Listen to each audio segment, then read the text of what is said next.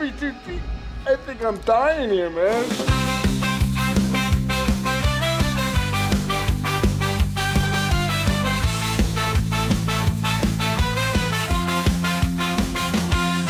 Through the haunted mansions and floors, the creep, they lead us to the places from which we dare not peek. A journey through fear and the realm of the night. In every word they speak, our hearts ignite with fright. Welcome to the horror show, the Deep Cut Podcast, where nightmares come alive, ready to take their blow. Tune in to the chilling delight on the airwaves of the night. Let the darkness grow. Let the darkness grow.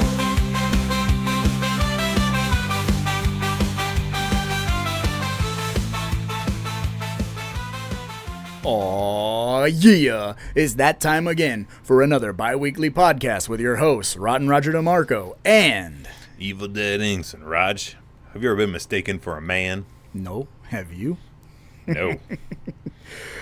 Far from it, actually, but, That's right, it's PAX to the Max boom! Movie 2. Yeah! So, instead of a cameo, we're going to get a bit more Paxton this time around. Yeah, we are.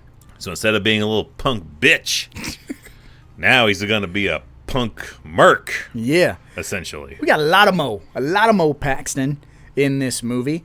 You clicked the thumbnail, so you know what you clicked, or maybe you're on auto download or whatever. We don't know. Auto download's pretty rad. Yeah, that'd be pretty rad if you were. You could also support the podcast by, Sending us money. yeah. Well, you can if you click support the podcast, you can just donate us money. If you're watching this as a premiere, as we're going, you can donate super chats or wherever you're watching. Every little bit helps to extend this lovely cabin, build it out a little bit larger so that we can have guests, we can have better lights, better cameras, better audio, better More cameras. better everything. More of everything. Yes, that's Just like this movie. Like Alien. Like, what should we do for the next one? make it more aliens. and guns. Yes, which I'll just go ahead and say it. I don't care. This is the superior Alien film across the franchise. They got it right the second time, and they should have just... It's weird to say they got it right the second time. I mean, the first one's fine. The first one is a straight up, it's a horror movie. It's a suspense horror It's movie. a horror film. The second one is an action movie that has horror elements to Yeah. it. Which essentially would be the brief plot synopsis. So if you want to structure that a little longer and give the folks at home a brief plot synopsis of Aliens... Aliens is a bullshit setup to where, imagine you're on a job. Imagine you went to your 9-to-5 job, and they're like, you remember that job, that one site we told you to go to, and everyone on your crew died, and you got some real PTSD from it? We're not going to pay you for that. In fact, we think you made it all up. It's your fault. And would you mind going back? Some Jurassic Park 2 shit? Like... Yeah, there's rewatching this as an adult. I'm straight up, my blood is my blood is boiling at the the work gall. structure of shit of being like it reminds me of like in Buried when they're like trying to fire Ryan Reynolds as he's in a casket buried alive. They're like, we're not going to pay for none of your shit. Like, just a company's way of weaseling out of paying for anything. Just, it's so real. It hits me right in here. So this is a movie that's entirely doing that, and they're like, not only are we not going to, compensate you for the trauma you suffered and all the tragedy you endured, would you mind going back there again with this real corporate stooge and just check things out. We think you're full of shit, but just go back and we'll just check things out. Just the superior off chance that you could be right about any of this. Yeah, there have been people on LV-426 for a long time now. Yeah, we talked to them just last millennia, and they're doing just fine. Yeah, they're fine. We lost contact with LV-426. You want to roll out with us? Because you might be right. We're pretty sure you lost contact with that with that planet before. It's every way, shape, or form. They're like, it's her fault. Yeah. she's responsible for this. We did our due diligence. She's just a fuck up. Yeah, this is the beginning of... It becomes a motif throughout the rest of the franchise. Obviously, the Weyland-Yutani company and all of their tomfoolery, if you will. Straight big business. Oh, yeah. Bullshit. Yep. But this, like we were saying in our opening blabbing, this is taking Alien and turning that volume up to 11. This is a full-blown action horror movie. This is everything to the nth power, if you will, whatever. Like, it's bigger, it's better, it's stronger, it's faster, it's everything that you want a sequel to be. James Cameron came in, he's like, Alien movie, great, I love it. I was like, I got an idea though. What if we do aliens and we just do more aliens? And I want guns and flamethrowers. Yeah. And a tank car. And incredibly captivating characters that normally 9 times out of 10 are nameless, faceless.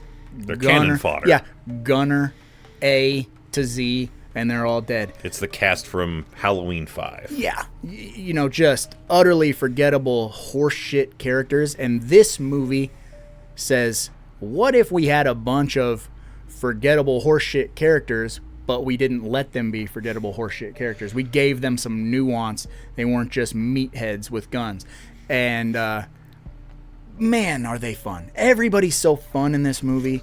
There's so much scene chewing happening in this movie, and like you said, and most of it is from our Pax of the Max star spotlight of our 6-film marathon here, Bill Paxton, the king. Absolutely. I always confuse his name with Hicks. Yeah, with Hicks, because surprise, we have not only Bill Paxton returning, we have Kyle Reese from the Terminator showing back up in this one as one of the there's Marines. Yeah, the Corporal Marines or whatever. Yeah. There's just a pack of commandos that are going to be coming in as support for what Ripley is claiming is going on this planet. Like there's tons of these giant eggs, and it's probably overrun with these creatures by now. And one took out my entire crew, so you're gonna need to bring hell with you to take care of these things. Yeah. But don't worry, this army of badasses is here to protect us. Yeah, man. And that's the other thing, right? Too, like they're all like very set up to be that just standard cannon fodder bullshit characters, and they have all of that false bravado, but there's something that happens in this movie that doesn't happen in most movies with an armed force. They manage to just sneak in like little tiny quirks. Each character kind of has their own little thing, and it elevates them a little bit more than your standard like bullshit Marine or whatever. So they're all extremely fun to watch, and from the get-go, you're already like, it's bittersweet because you're like, man, they're gonna die. They have to die. And some of them you don't want to die. Yeah. Some of them you're accepting of it dying. Like dude who's with has a love-hate relationship with Vasquez. Like it's not Frost. Yeah, the guy who is the very, very bad guy in jail. The guy that Vasquez slaps in the face, and he's like, "You just too bad." He has that look like, yes, now call me a bitch. Like he's definitely a dude who wants Vasquez to choke him during intercourse. He's the tough guy in prison in Shawshank that keeps giving Andy Dufresne such a hard time. That's right. Yeah. I literally watched that this past month and did not place that. I'm avoiding the word of which he does to Andy Dufresne, but you know what word I'm talking about. He takes advantage of Dufresne. Yes. And then Mr. Krabs beats him till he can't walk anymore or see straight, whatever. But that actor, and again, like you said, I could be a friend to you, Vasquez. Let me be your friend. Yeah, which Vasquez, this is another thing that I'm sure every podcast ever has brought this up. And I was super too late to the game before it dawned on me, and I literally watched both Cameron movies with her in it, and It didn't click. And you know what? I don't want to be like insensitive or whatever, but like this is one of the, like I'm fine with this. I'm fine with this. There was a time when this just happened in movies, and I never knew. Until what 3 years ago maybe, we're like, holy fuck, that's the same lady, you know, like we knew it was the same lady, but we're just like they brown faced her. Yeah, yeah, she got C. Thomas Howell, like. How come it's never flipped the other way? Like, what if she was really like Vasquez? She's really, you know, but then they whitened her up for, for Terminator. Oh, I was 2. thinking you were saying like, you know, what if they took like Michael B. Jordan and then made him white? You know what I mean? I mean, they did white chicks. Straight up, yeah. I was thinking like straight up like Chappelle Show when he's when he's the newscaster. Or Clayton Bigsby or whatever. No, that's the black white supremacist. Oh, yeah. I want him as a straight white, like when the news reporter be like, what do you want? Money? Sex? Yeah, It's with the sexist, little and mustache and the yeah. Oh, it's so good. Hot But yeah. Diggity damn, you're right. Zippity doo dah. Bye bye. That's a Killing Them Softly reference. Deep cut. Yeah. What we're alluding to is the actress who plays Vasquez is not Hispanic in any way, shape, or form. I mean, maybe she's slightly Hispanic. I don't think so. I think she's Jewish. Okay, well, she's Hispanic. She's Vasquez, and she's in this super world, jacked. she's Vasquez. Yeah. You could do that then. Yeah, you could. And it was. By that happenstance, does she get the brown panty achievement since she's Whoa. pretending to be a cholo? You know, we'll get to that in about 45 minutes or so. But that's funny. Thank you. That's real good. Just came off the top of your dome. That did. Yeah, right there. So yeah, we're now this discussion can go for either A, theatrical cut, or B, extended cut. It's all the same, except the extended cut has some extra scenes on LV-426, really, before the aliens take over. The only extras I can think of is we get, like, the backstory for The minor. Newt's family. Yeah. And then we get some extra on, like, Ripley, like, she has a daughter. Yes. And, like... The daughter had passed away. Yeah, so she never got, because she's been sleeping for decades, so she never got to experience having a daughter. Which, like, I promised her I'd be home for her birthday, her 7th birthday, or whatever it is. Which gives you reason why she's so committed to Newt when she finds Newt on the planet. Yeah. Because all that cut, you're just like, she just does it to do it. Well, but they give some more background. Yeah. For lack of a better term, as to why she's so all in on Newt. Yeah, a little extra character development, a little more, making things a little more tangible. But I will say this, the extended cut is the only cut I ever watch. I could not tell you the last time I watched the theatrical cut, so all of that... way on most things, though. I think most theatrical cuts, you're like, give me the extended cut instead. Yeah, I mean, and with a movie like Aliens... Now, we live in the age right now, by the time this podcast drops, it's 2025, but like we live in the age of like epics, right? Movies, if you're going to the theater, you're not getting out of there for less than 2.5 to 3 hour movies. 30 minutes of trailers. Alien Romulus was no exception. It was super fucking long.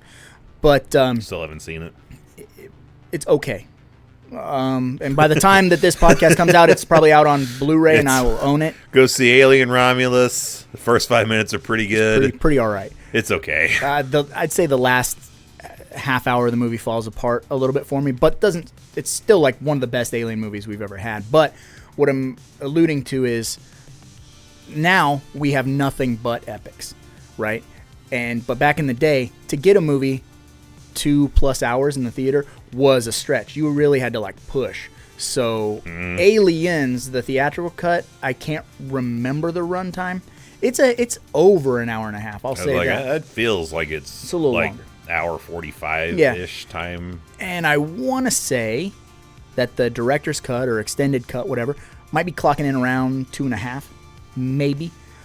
But with Aliens, I might be alone in this. I don't know how you feel, but it's such a good movie, and even though it feels a little long, like it also feels like a movie that I want to go along with. So like, no matter how long it's on, I never go, I would rather watch something else. Like, once I'm in on Aliens, I go. Like, you don't change the channel when Aliens is on. It's longer to pull the trigger than it is to actually sit through. Yeah, but once you start going, you're like, I made the right decision. I'm like, all right, I'm happy with it. But you just making that jump is the initial, like, just like Shawshank. Like, all right, it's worth it once I'm in there, but it's like pulling it off the shelf. Here we go. Yeah, pulling it off the shelf. This is gonna take a chunk of my day out, but it's worth it because, again, like I said, you could try to work around it, like, I'll do some shit while this is on in the background, but you'll more than likely you'll be doing probably 30 minutes of actual around the house work and 2 hours of sitting and watching it, being like,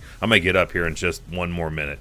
Oh, here's where they're on the plane. Oh, here's where they're doing the knife trick. Oh, never mind. I guess I'll put on the next movie. I'll work during Alien 3. Yes, you work during Alien 3 because this movie's so captivating that it really can pull you in, and that's why, like, the thing about this movie when I was a kid was, no matter what, and this is cable TV era, so, like, if I'm going through whatever and I happen on, like, TBS at like 2 o'clock on a Sunday afternoon, and Alien commercials, that's like a 4-hour day right there, and say this is already like 20 minutes in or whatever, I'm stopping and I'm like, well, whatever I'm doing, Aliens is on. The day's done now. Yeah, like, Aliens is on while I do the things. But like you said, like, it's hard. It's a tractor beam because it's got so many cool set pieces. That's a tractor beam. Yes, just pull you right to it, right? Like, you can take your eyes off it, but something's going to draw you right back to it. Yep. Whether you know it or not. Yeah. If you know it, then Yeah, you can't walk away. You can't break the wrist and walk away from this movie. Real question is, how many people have stabbed themselves in the hand trying to do the Lance Henriksen knife trick? Show of hands. I'm missing fingers, yeah. Right here, I'm permanently doing the shocker. Yeah, I mean, didn't you do it? Like, at least with, like, a pencil eraser, like, backwards. Oh, yeah, the eraser. Like, try with a when they try to pencil flip or it around, knife. I'm like, I'm done playing with you. Like, ow, this hurts. Yeah. I have definitely stabbed my hand on numerous occasions trying to get faster at it. Something I should have brought up when we met Lance Henriksen. Like, how many injuries do you think that you caused from doing that in this movie? Thought you never missed, Bishop.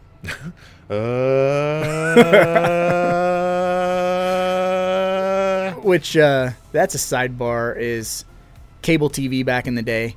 Whenever they would show, like, a commercial for, like, We Have Movies, like, say, Stars, like, remember the movies. We have movies. When I want to see movies, I want to see stars. All of those, like, super cuts that would show, like, little tiny clips from movies. If they showed anything from Aliens, they're going to show Bill Paxton reacting to the knife, and then they're going to show, like, the Queen Alien. I would think they would show where Bishop just is ripped in half.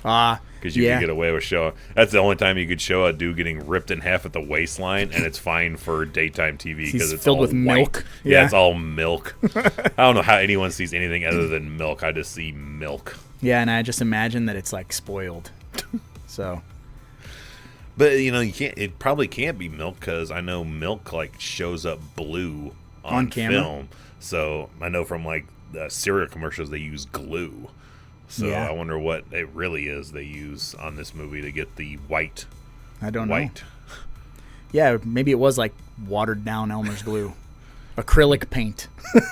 Yeah, more than likely. There's a little, like, just like it's like the Blood and Nightmare, like this little white, just water with some poster paint, like white poster paint to thicken it up a little bit. Yep. And put some, like, dishwasher tubes and shit in there. So that's all he's got inside him. It's just, like, tubes and Yeah, all these weird fucking, like... looks like boiled chicken. Yeah. Maybe even some, like, deflated balloons or something. There's, like, weird... like little bubbles, like weird bubble things that get, like, thin. Yeah. I don't know. He's got some weird What stuff do we got inside of Bishop today? We got some chicken, some balloons, some dishwashing tubes, and watered down Elmer's. They do Bishop dirty. I mean, I know he's a synthetic. Like, we prefer the term synthetic. And our guards are up because the last time we dealt with one of these things, it kind of went apeshit on our lead, Sigourney. Yep. And she's not having none of it. So we get all the way to the end of the movie. They almost Leviathan Bishop in this movie. I mean, it's close to the end. I mean, he's right there, short of the airlock. It's great because the whole movie Sigourney was like, I don't trust this robot guy here. He's like, I've seen Terminator. This is not going to end well. The last movie, I had to beat the shit out of this guy and rip his head off in order to survive. And the whole movie, she's like, fuck that guy, fuck that guy, fuck that guy. And even when they're like, okay, he's gonna go and repair the ship, it's cool. He'll just like slither through this like 400-foot tube or 4-mile long tube. Yeah, he's gonna just nudge his way through this thing, and oh gosh, I was not claustrophobic as can be. But they're like, trust me, he's cool. Trust me, he's cool. And he goes all the way down there and gets the ship ready, and he has to like circle around at one point because the weather gets too bad. And she's totally like, I knew that guy was going to leave us. He left us. He had to. he straight up left us, and then he finally comes back. He's like, the weather was getting shitty up here. I need to like now get on the ship. Let's go. And once they get into quote unquote safety, she's like, I was wrong about you. You're a really good robot. You're all right, Bishop. You and me, we're gonna get an apartment together. Yeah, start a sitcom. And exactly at that moment, that's when he gets pierced through the chest by the Queen Alien's tail and ripped in half. So what we're saying with that sequence, though, is that the Queen Alien hitched a ride. She hitched a ride, and then she's like, she sees these two like reconciling, and like it's gonna be all right. She's like, oh, well, hold on, he's saying she's letting him in, like she's cool with this. Be a shame if someone were to fuck this up. But like, oh, she's made a friend. She's only got one friend right now. Like, yeah, it'd be real tragedy if all of a sudden I ripped him in half at the waist. Yeah. Game over, man. And nothing is, like I've always said, nothing will win me over more than throwing a mannequin off a roof. Oh, yeah. But something that's right up there on par with it is half a torso getting blown by a really strong fan. Yeah, that's really good. Because you'd imagine that's got to be in the ADR thing somewhere. Lance Henriksen's going, whoa, one more time, whoa. How was that? Was that good?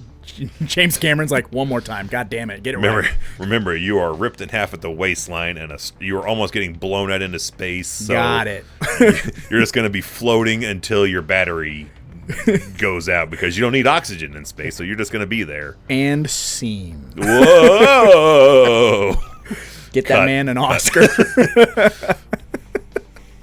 Yeah, he gets the short end of the stick, if you will. And then, of course, anyone watching, listening, whatever, we're talking about aliens, so you can't talk about an alien film without the proverbial airlock.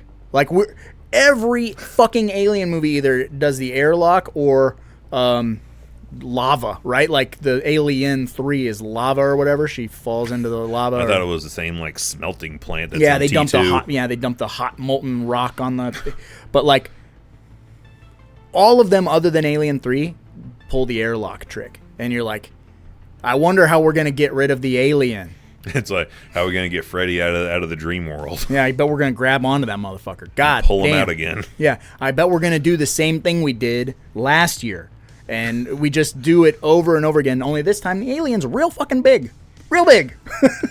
I mean, there's not really much else you can do because, I mean, if you blow this thing up or shoot it, it's just going to bleed out and then cause its own airlock out of the blood just going through each floor of this spaceship. So that's true. You're determined to get an airlock scenario anywhere you do it because they're just going to keep going through floors until there's no floor left. Yeah, that is the built-in alien. I don't want to call it a failsafe because it's not a failsafe. Like it's just the built-in alien paradox of like, how do you deal with the acid for blood? And it affects people differently. Like, there's definitely times where dudes are shooting it and that blood is spraying all over the side of guy's face, and he's like, ah! He looks like Phantom of the Opera and Two-Face all in one. Mm-hmm. Then other times, like Michael Bihn's character, like he just gets it on his chest. He takes the armor off before it burns through him, and then he needs to be carried out the rest of the movie. Oh yeah, he's like almost dead. He's on fucking death's door. He doesn't even have a.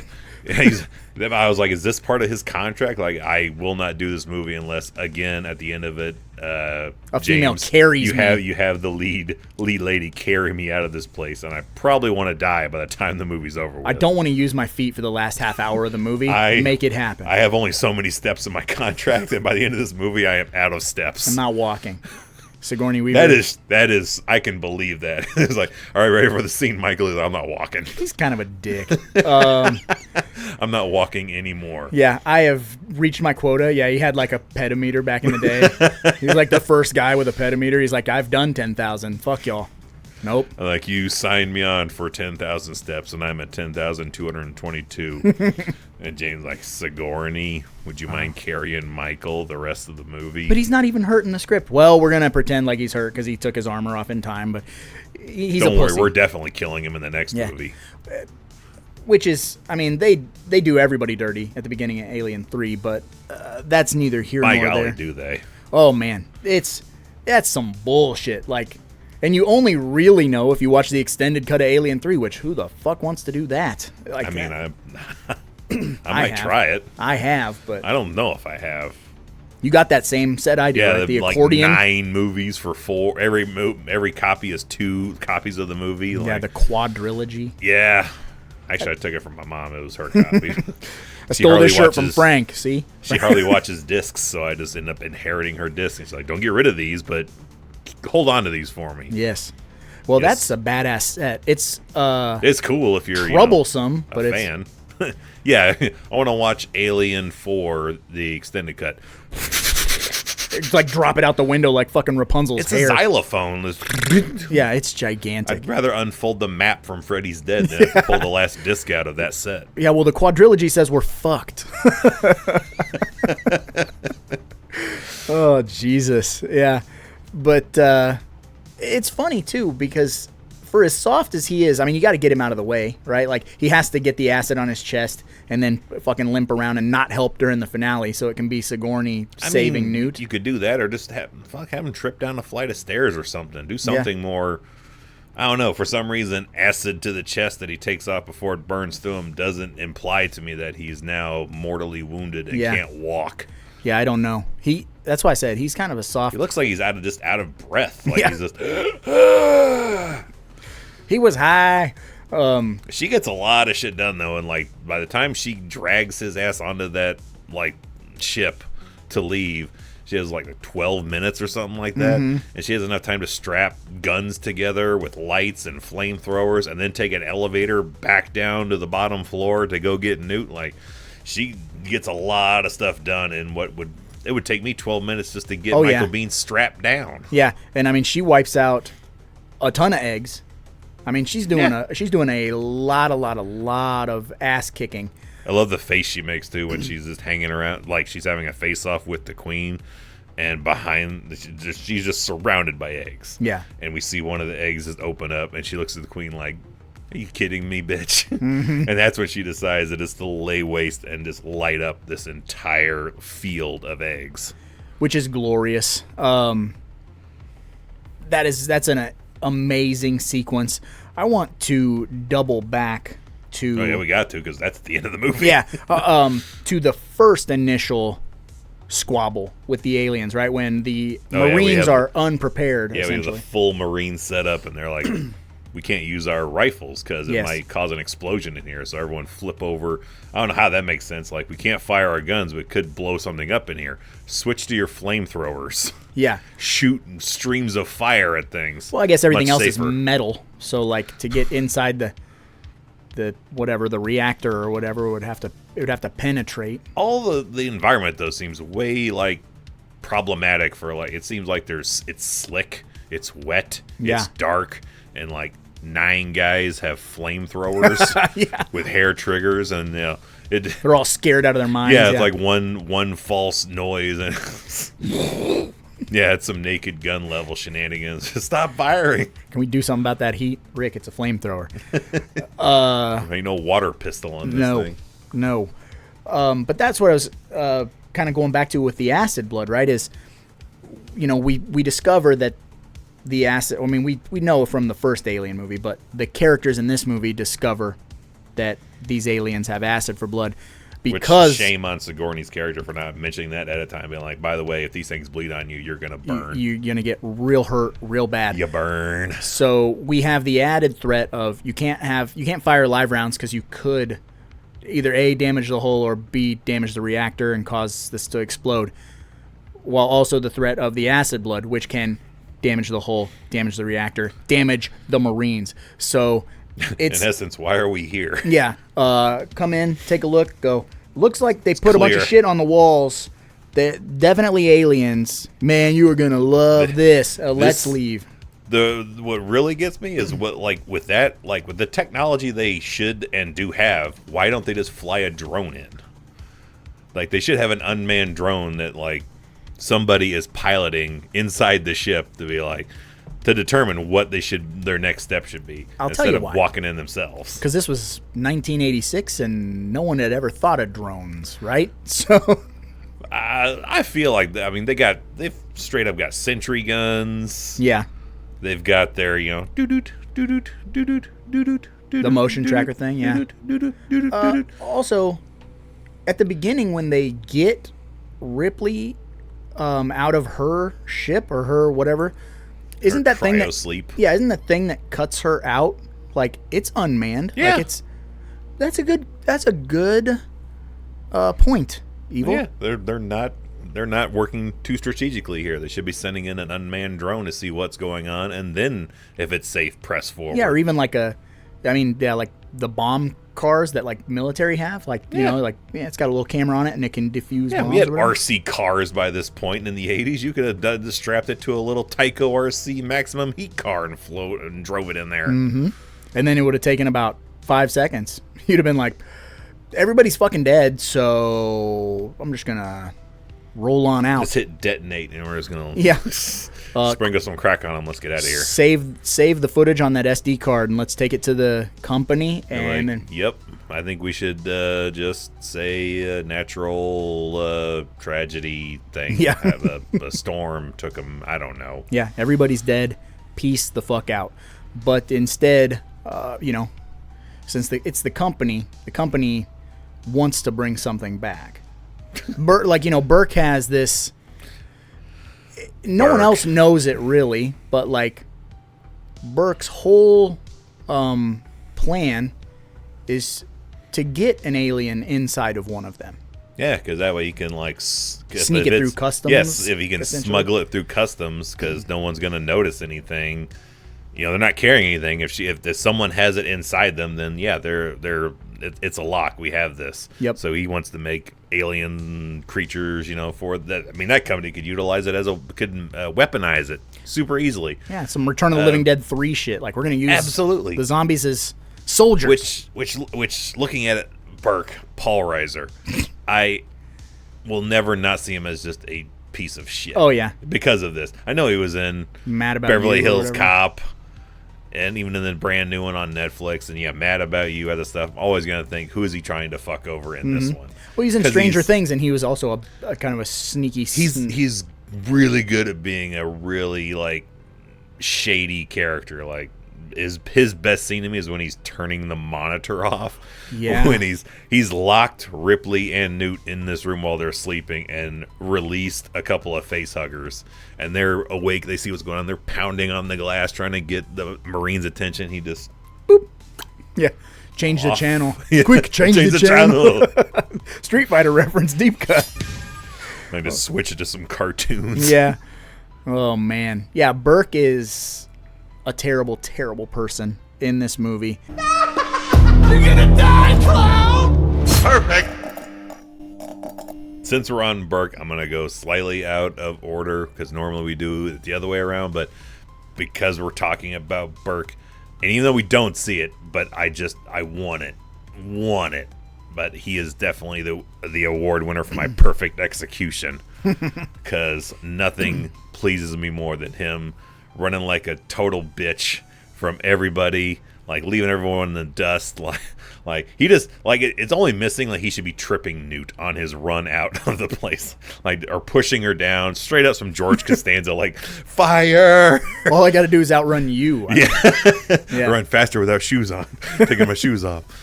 And you see him just take off, and he just opens a door, and it's a straight up almost sitcom moment. He just looks up, and there's a giant xenomorph looking at him, just pissed off, and we see him he's off screen kill, but it's yes. Yeah. Paul Reiser, get what you get coming to you. You piece of shit. That is one of the quintessential characters that you are just praying. You are just waiting for them to get got.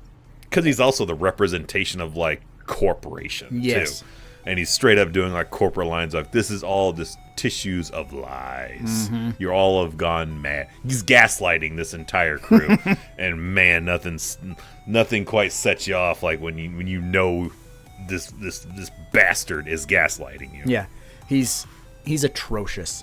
So that's a no-brainer, right, for a perfect execution. So my perfect execution, to me, also a no-brainer.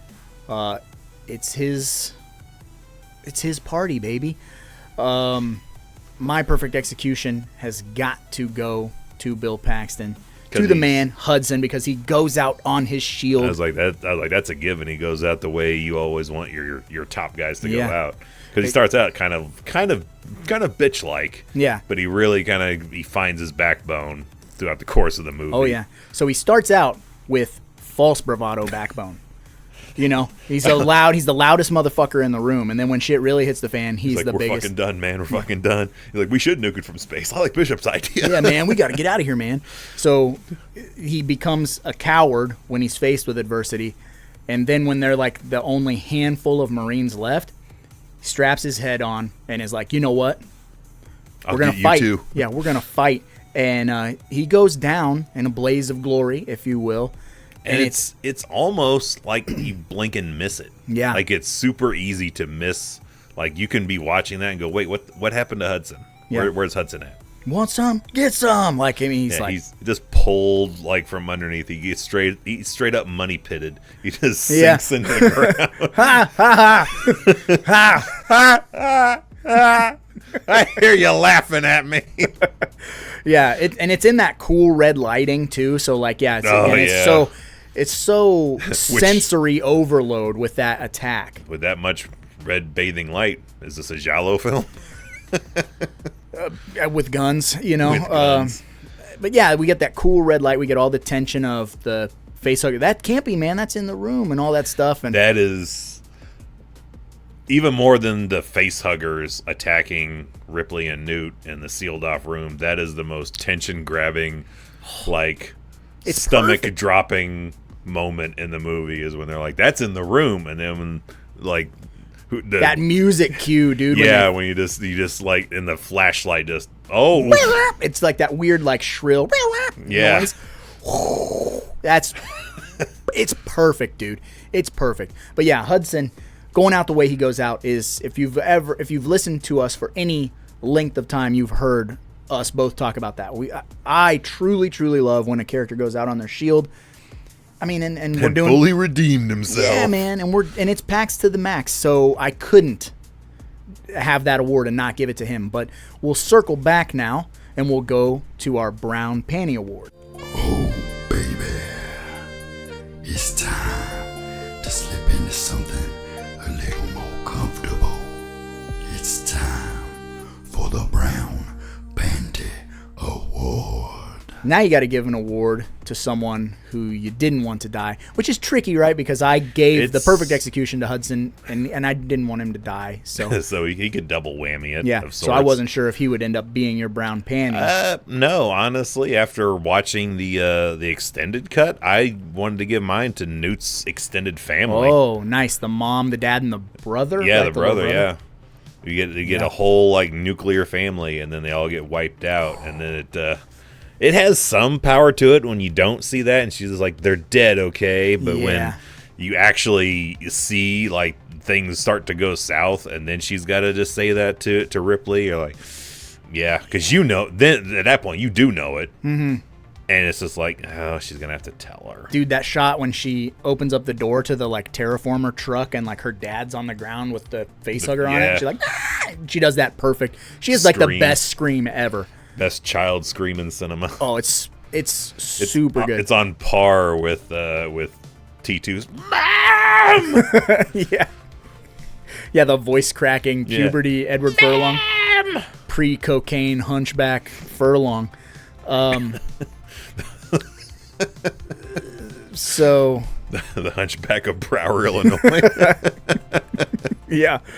Just carrying a severed foot around. The hunchback of Skynet. I don't know, man. So for my Brown Panty Award, Vasquez is not a bad joke, from earlier, but I've always felt bad for this character when they pass. So my Brown Panty Award is going to go to Sergeant Apone. Look into my eye. He does a pretty good redemption arc too. Hudson's pretty good and he's pretty good because he doesn't go. I mean, he does have a bitch mode moment where he just kind of freezes, but I think he's just he lets his shows his hand by I've done a bunch of simulations. Yeah. But then he's faced with the real thing and he's just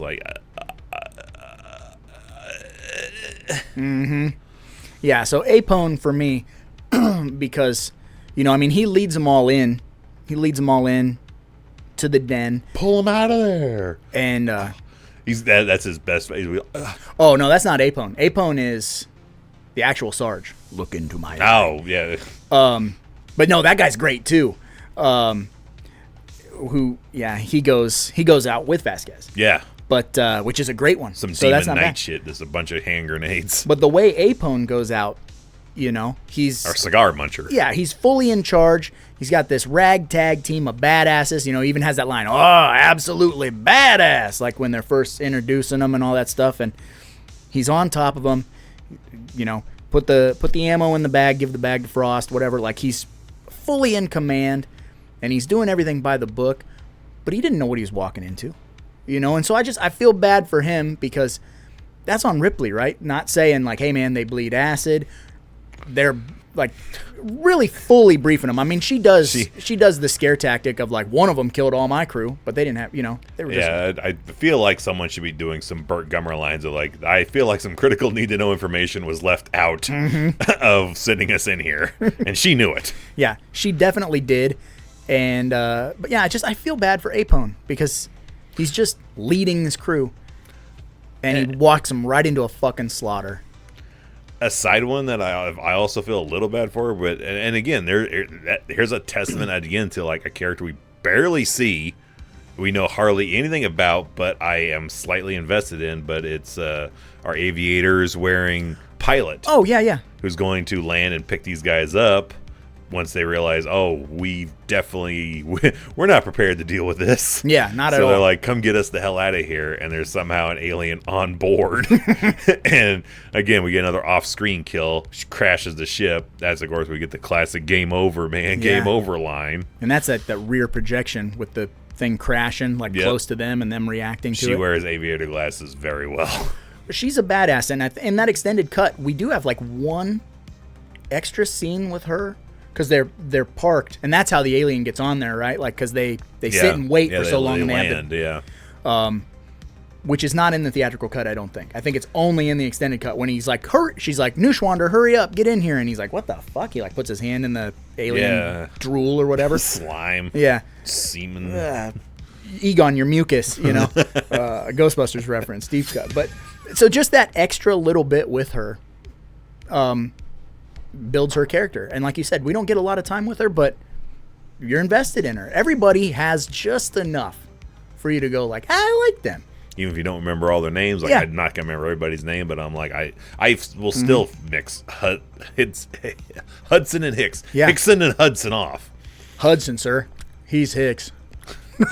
Even the fucking even the movie, they're we know we got a lot of characters here, and our names are not going to be important. But you'll know who we are. You just will not remember who our names are. Yeah, I struggle. The dude from Shawshank, still can't think of his name, but and I remember Frost. He's the one who gets the ammo bag, who goes over the railing, and the ammo explodes. But there's a lot of Marines in this movie, so it's tough.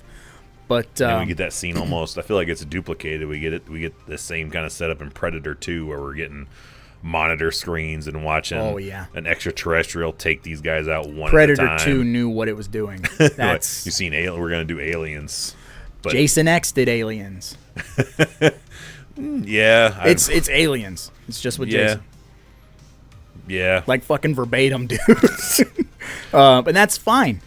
But like, you seen Aliens? That was good. It'd be better if we put Jason out here. Yeah, but with like a fraction of the budget, like a sci-fi. Could you picture Jason like snapping Michael Bihn's back in half? Yeah. Like it'd be like Freddy versus Jason, where he's folded up in that bed, but he would just grab Bean's ankles and neck and just. They're at conventions a lot together. It probably wouldn't be far from reality for Kane to just be sick of Michael Bihn's shit and just fuck him up. Just throwing markers at him, just baiting him the whole time. I feel bad, but sidebar, I don't like Michael Biehn as a person. I don't like him. You got to see a little behind the scenes of what he's like as a real person and pissed off. So guy's a turd, and I don't. when I call someone a turd, I feel like that's when the line has been crossed, and there ain't no coming back. Yeah, like they say in The Crow, there ain't no coming back. There ain't no coming back. There ain't no coming back. Hey, that guy's from John Wick, Commando, Warriors, Warriors, and Commando. He's Sully. Yeah, ain't no coming back. I lied, but I suppose since we've covered the Brown Panty and the Perfect Execution, we can move on to take a look at Walter Paisley's horror movie survival guide and get one survival tip on how to survive aliens.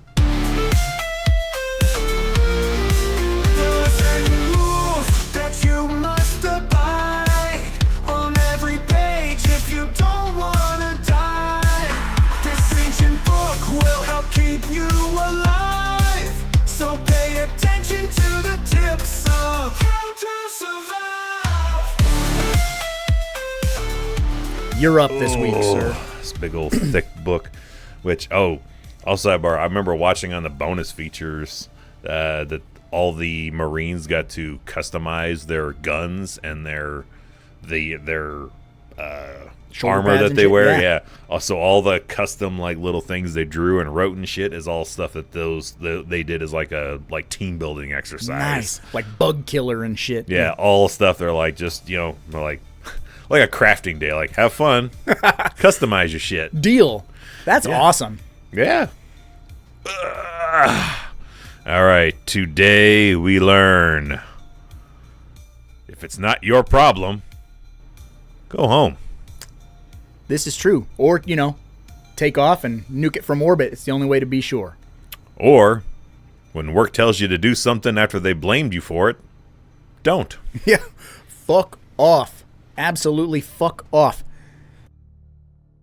Get paid before you go.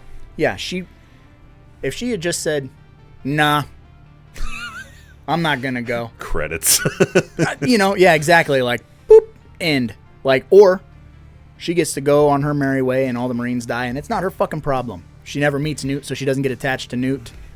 That would, more than likely, I would not make a good Aliens movie, because that would be my response. Like, hold up, I'm getting the blame for everything that went wrong in this, and you want me to go back? No. Yeah, I mean, they guilt her with like, well, you have nightmares and blah blah blah and da-da-da-da-da-da. Like, true. Quit insulting me. No. Fuck off. I'll just stay here and work on the dock. Yeah, I don't need. Yeah, Paul Reiser doesn't do a great job of sales pitching it. Like you're a piece of shit, right? Yeah, well, I need your approval, like, because I work on the dock now. Like, yeah, like, you are really a horrible person, and this is only the right thing you should be doing. I really should just fire you is what I should do. I'm putting pity upon you by allowing this opportunity to be presented. Don't let it slip through your fat stupid fingers like they did the first time.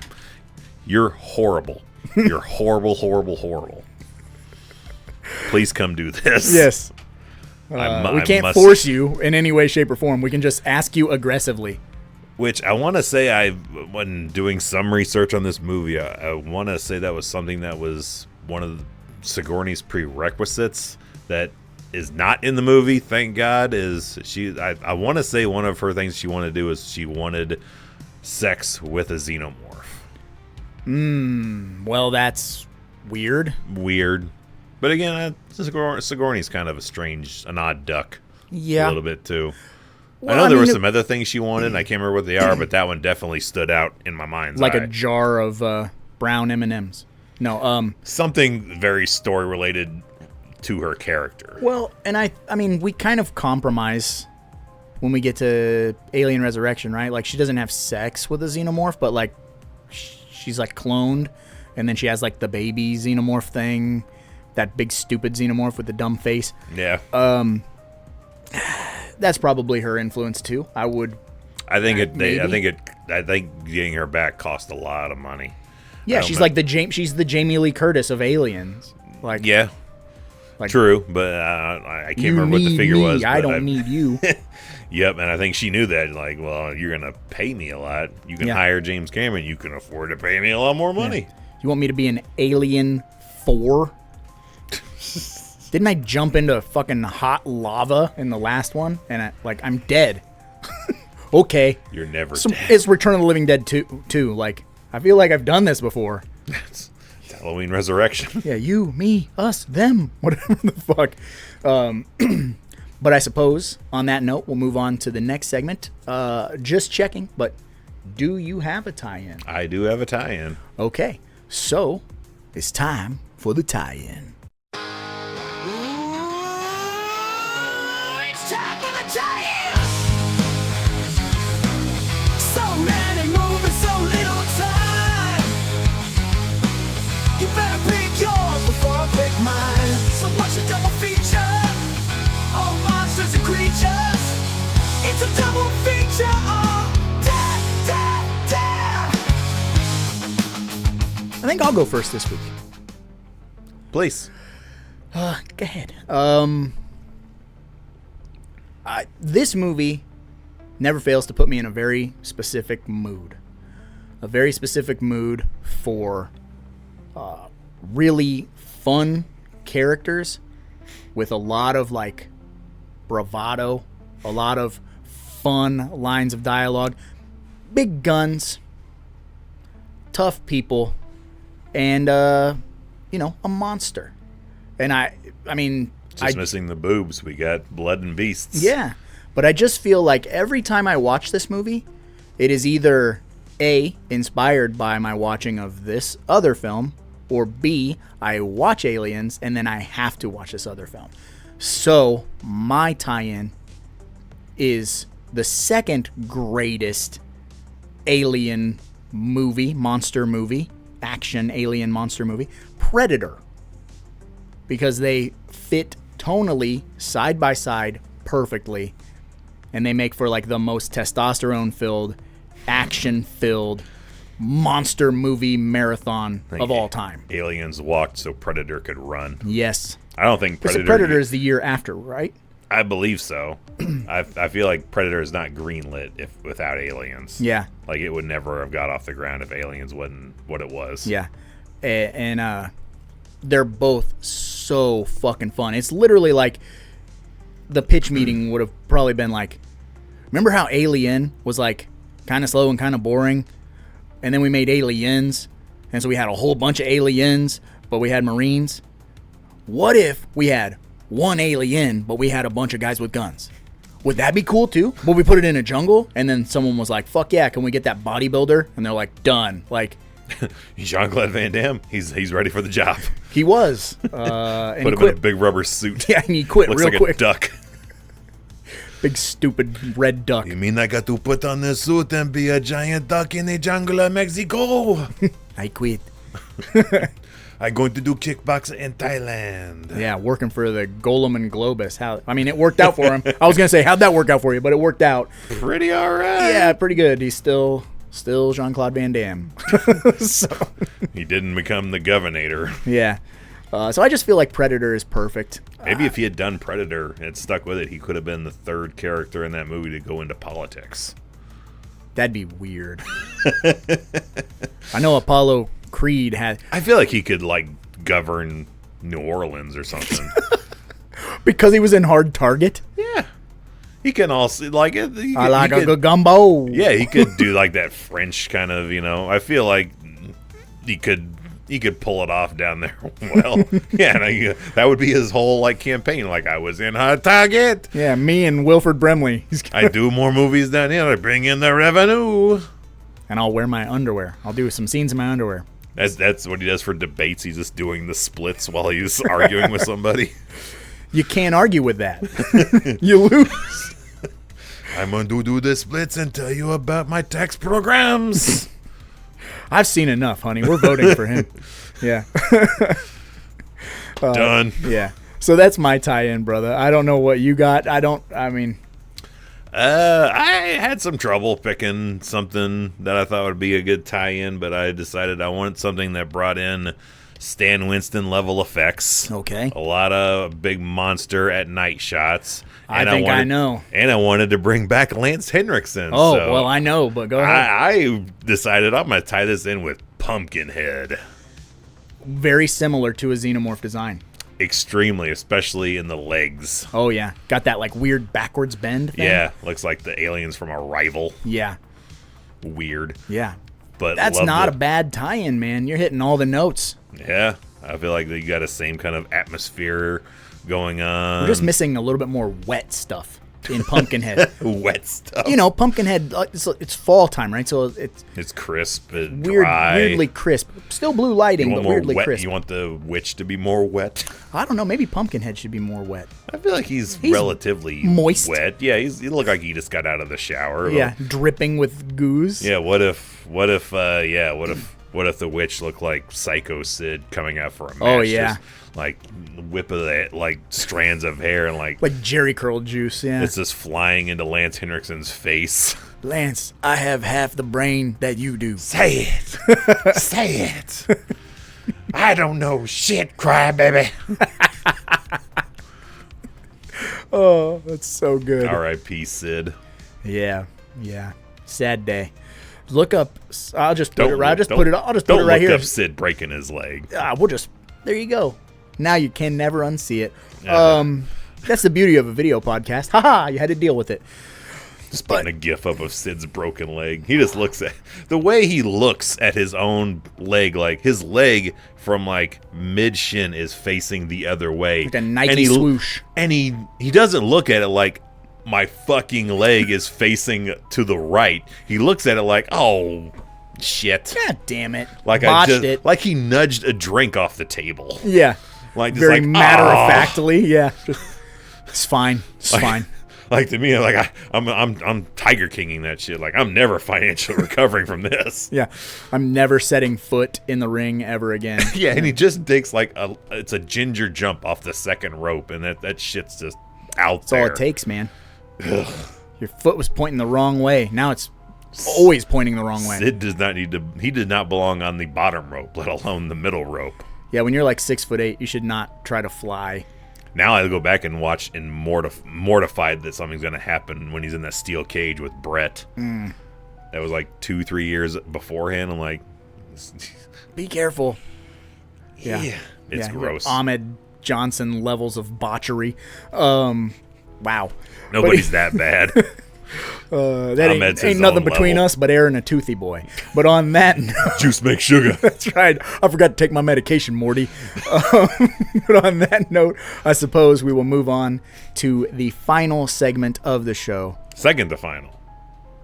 Because we still got... Oh, yes. That's right. We still got to do the Amazon 1-star reviews.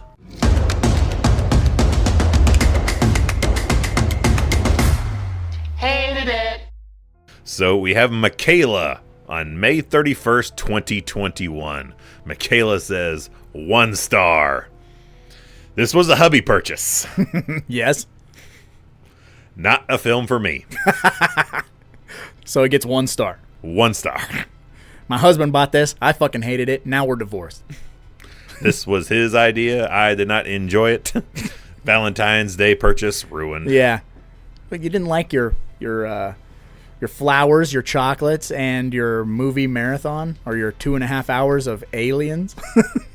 I've never disliked something that much that someone else got for me that I'm going to review it as a gift. Yeah, that or relationship. Not even it's a gift for somebody else. Yeah, that relationship's on rocky grounds, to say the least. Oh, you like Aliens? Do you? You thought that was a good time? You enjoyed that night we had? Excuse me, moment. Yeah. Fuck it in its stupid asses. Michaela, you suck. And your husband deserves better. I'm just going to say it. Alien 3 was much better. Divorce her. Go. Run. Run for the hills. Alien dog for life. Oh, yeah. Just putting that fucking rubber suit on that greyhound That's a dog. great behind the scenes bit of just watching put that suit on a dog and then its tail's go. wagging. Like, yeah. I'm petrified of this alien dog. Yeah. Gimme. It's licking peanut butter off of people. That's its attack. Yeah. That's the more wet I didn't want. Gross. But now officially on that note, we'll move on to the final segment of the show, which can only mean one thing, which is what, Evil? It's time to play the game. It's time to play the game. The card game.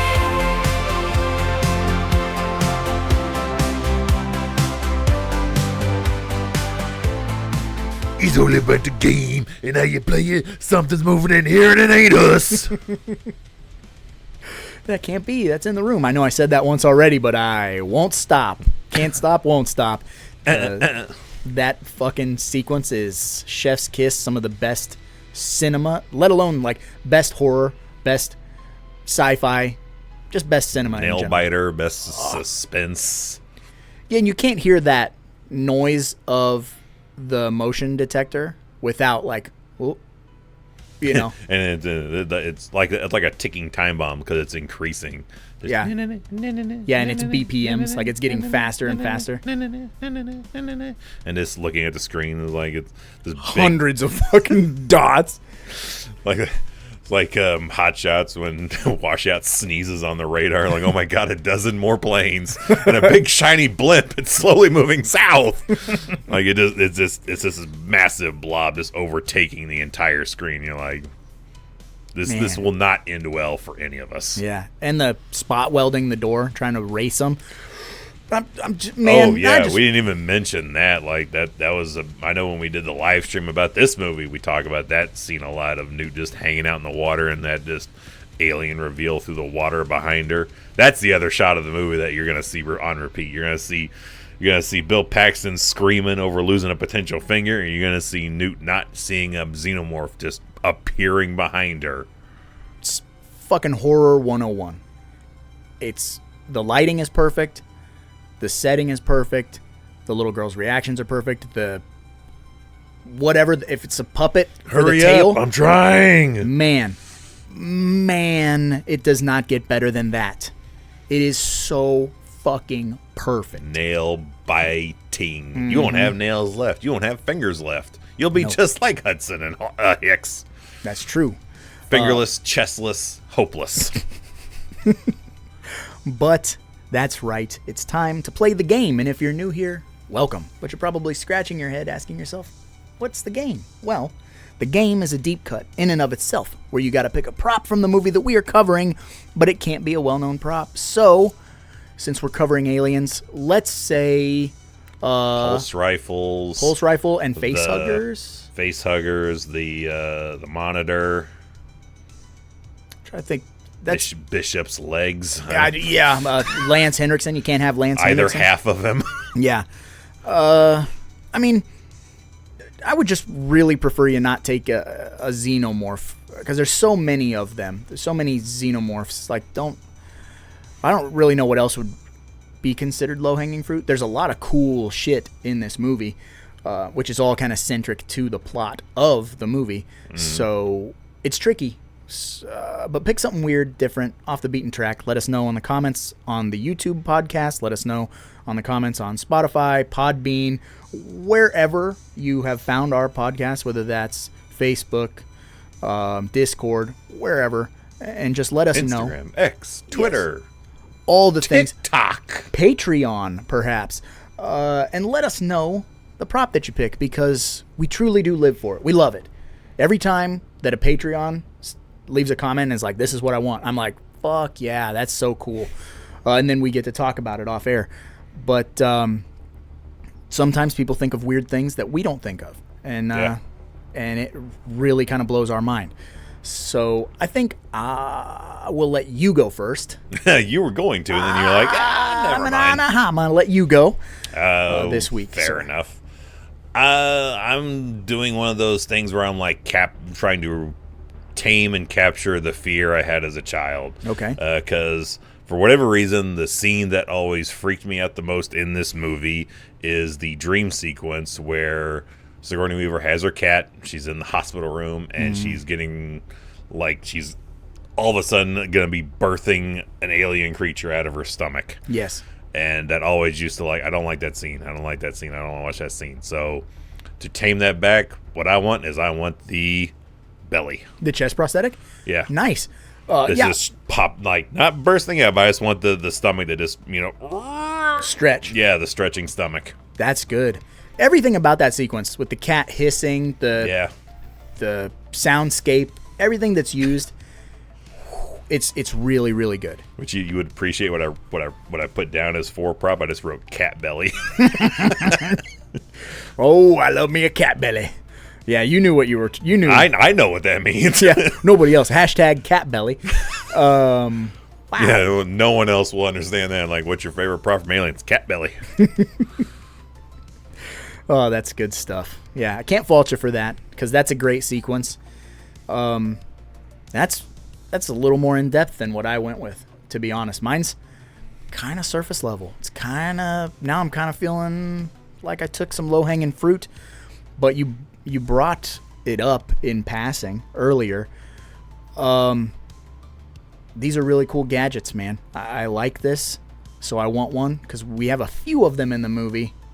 But I'm gonna want a sentry gun, the tripoded sentry gun with its little ammo box. Yeah, motion activated. Yep.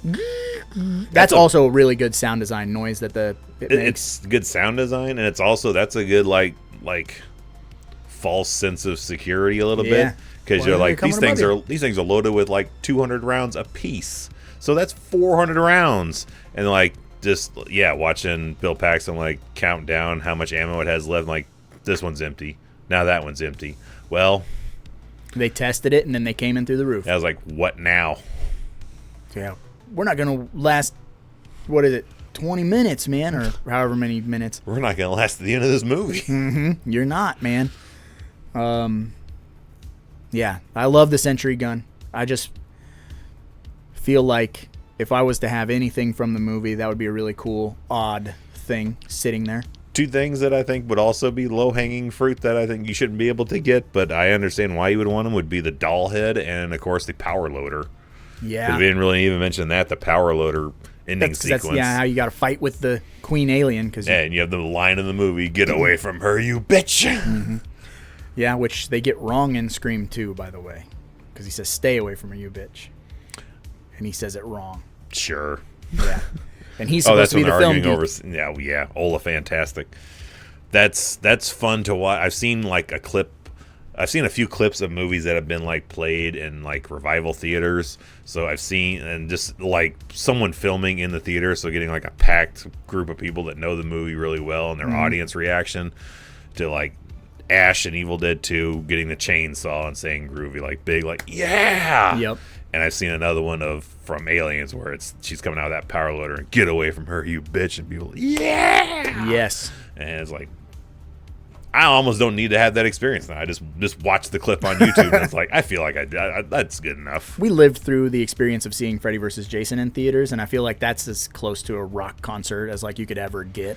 My theatrical screenings on opening day were like maximum crowd interaction. So I saw that 3 times, so I had 3 different experiences. Yeah, like I went to a first showing of the day because I was cheap and wanted to beat the crowd. So my first experience was super minimal, like maybe one other person in there wearing a horror movie t-shirt besides me.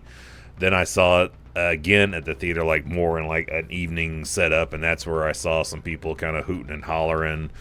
And then I saw it at a drive-in, which has no experience with anybody else. Like occasionally, like like a cool scene, like people will honk their horn, but very different all 3 times. I still think the most like wild theater experience would be between Big Trouble in Little China, which I saw that in like a revival setting and everybody laughing at parts at certain parts I'm like, that's not funny. Like, Yeah. it's funny, but it's like, no, you take Jack Burton serious right Yeah. here. Like, don't laugh at him. Like, I feel like they're laughing at him and not with him. Yeah. Kind of a deal. And the other one was The Exorcist, and that was still the only time I've been in the theater and heard someone legitimately scream. Nice. I've never in my life, ever before or since, heard someone scream in actual terror. I can't remember if I told you, but when we saw Paranormal Activity in theaters, like when Megan and I first got together, the very, very end of Paranormal Activity made her scream audibly. And so we were in the theater, and it wasn't packed, but it was a decent enough crowd, you know. And Megan screamed bloody murder, and like everybody in the theater jumped. So like it enabled, you know, everybody else, and it was awesome to watch her fuck everybody else. Was that when the dude flies at the camera or when she comes at the camera? It was when it was when the dude flew at the camera. So that was pretty unexpected, though. Yeah. That was good. He runs off and she's screaming his Yeah. name and all that, and yeah, it was a really good setup. But Mine's not as good as that one. It was just like, it was like a more mild, like, ah! ooh. But it was when they're retying Reagan's feet down to the bed and she comes up and double axe handles. Oh yeah, the old WWE Like business. when she just comes up like this, like someone like 4 rows behind me is like, ah! Aye, Wayne. Like, she's got the double axe bomber. Look out, priest. Oh man, off the top rope. Yeah. I was like, that's a finishing move. If I ever saw one, Reagan's gonna knock him out. Yeah, just don't look at her leg. Her leg's like Psycho Sid's. No, that's her head earlier. Ugh, gross. Damien. Amen. But I suppose on that note, we should probably get going because after all, there's a lot of movies out there and somebody's got to watch them. So why not us, right? They cut the power. Thank you for listening to the Deep Cut Podcast. There's a new episode every 2 weeks. Fun. You can find it on Spotify and all major podcast apps. Don't forget to let us know your topic. Every 2 weeks, there's a new episode. So rate us and subscribe to the Deep Cut Podcast. There's a new episode every 2 weeks. Fun, yeah. You can find it on Spotify and all major podcast apps. Don't forget to let us know your topic. Every 2 weeks, there's a new episode. So rate us and subscribe to the Deep Cut Pod, to the Deep Cut Pod.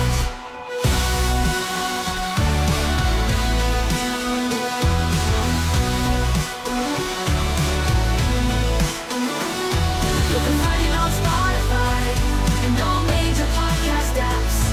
Don't forget to let us know your topic. Every 2 weeks, there's a new episode. So rate us and subscribe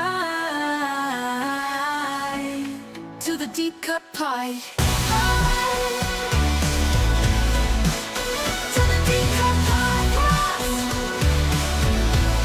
To the Deep Cut Pod, to the Deep Cut Pod. To the Deep Cut Pod, to the Deep Cut Pod.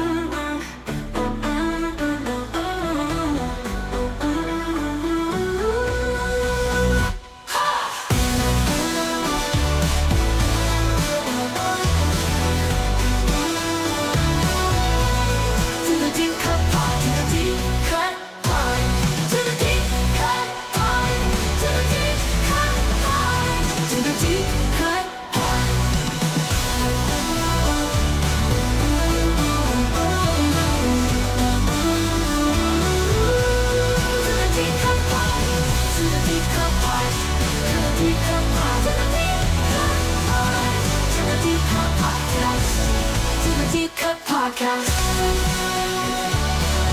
To the Deep Cut Pod. To the Deep Cut Pod. To the Deep Cut Pod. To the Deep Cut Pod. To the Deep Cut Podcast. To the Deep Cut Pod. To the Deep Cut Pod. To the Deep Cut Podcast. To the Deep Cut Podcast. To the Deep Cut Podcast. To the Deep Cut Podcast. there's a new episode.